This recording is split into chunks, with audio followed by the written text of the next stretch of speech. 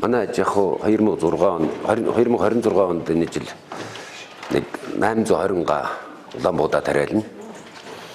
Одоогийн байдлаар талбайгаа бэлдсэн байж байна.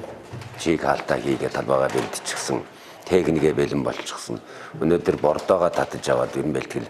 Энэ жилийн манай энэ орчинд юу их орсон, цас их унснаас талбай бол маш их хагарсан байна.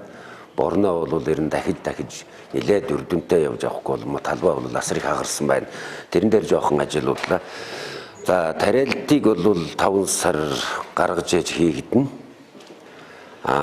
Жоохон энэ 4 сар жоохон чиг ихтэй байна. Бусад бэлтгэл өөрөөс шалтгаал бэлтгэлийг бүгдийг хийчихсэн. Манай хүнс хөдөлж жоохон засгийн газраас хаврын тариалтанд зориулж 60,000 тонн дизель түлшний гөнгөлттэй үнээр хуучин 3,400 төгрөгөөр нийлүүлсэн.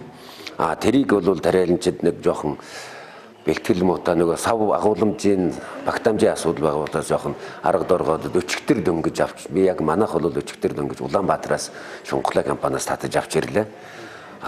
Одоо бордогийн татаж авч байна.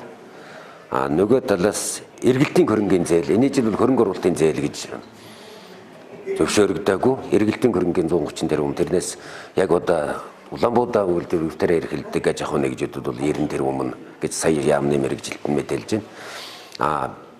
Тэр хуваарлалт нь бол өөр бүх аж ахуй нэгжүүд ийм өнгөрсөн жил чинь бас бид нэр нэлээд гантай байсан санкуугийн боломж бага бас эргэлтийн хөрөнгө зөвхөн хуваарлалт нь багч гэсэн ямар ч байсан оногдсон хэмжээгээ авч байна. Яг өнөөдөр манай аж ахуйд бол би нууц биш 270 сая төгрөгийн зээлээ ойцолдод одоо энд бол эх 7 хоногт батлагдана. Ийм байдалтай байна. Тэгээд өнөөдөр манай Дархан Уул аймаг тариаланчдынхаа ногоочдынхаа энэ зөвлөлдөө санал солио хуваалцах энэ асуудлыг ямар ч бас энэнийхээ өмнө хийгээд авна. Энэ жилийн эндээс гарсан зөвлөмжийнхаа дагуу бид нэр тариалалтаа 100% хийн.